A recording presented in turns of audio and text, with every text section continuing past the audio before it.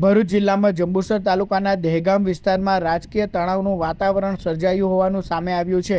કાવી 2 બેઠકના પરિણામ બાદ એક વિવાદાસ્પદ વિડીયો અને વોટ્સએપ મેસેજ વાયરલ થયા બાદ ચર્ચા ગરમાઈ છે। ભાજપના ઉમેદવાર શકીલ અહેમદ મલેકના પરાજય બાદ તેમના નામ સાથે જોડાતો એક વિડીયો અને મેસેજ સામે આવ્યો છે, જેમાં હાથમાં તલવાર સાથે પાણી પુરવઠો બંધ કરવાની ચીમકી આપ્યાનો દાવો કરવામાં આવે છે।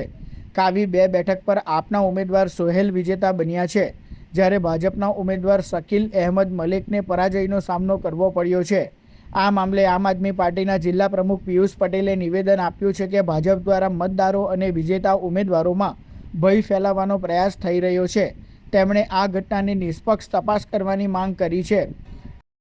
ભરૂચ જિલ્લાના જે જંબુસર તાલુકામાં આવેલ કાવી 2 બેઠક જે છે, આ કાવી તાલુકા પંચાયતની બેઠક ઉપર આમ આદમી પાર્ટીના ઉમેદવાર એવા સોહેલભાઈ મલેક જ્યારે વિજેતા થયા છે, સામે ભારતીય જનતા પાર્ટીના જે હરીફ ઉમેદવાર હતા તેઓ હારી ગયા છે આ ઇલેક્શન।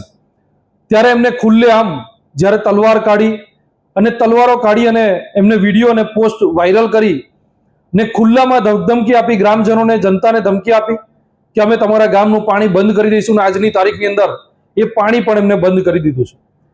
ત્યારે ભારતીય જનતા પાર્ટીના રાજની અંદર આવી જે ગુંડાગર્દી છે એ જનતા ક્યાં સુધી સહન કરશે? ભારતીય જનતા પાર્ટીના રાજની અંદર બળાત્કાર, લૂંટ, જ્યારે આવી બંદૂકો ખુલ્લેઆમ લઈને ફરવી, તલવારો ખુલ્લેઆમ લઈને ફરવી, આ કેટલું યોગ્ય છે?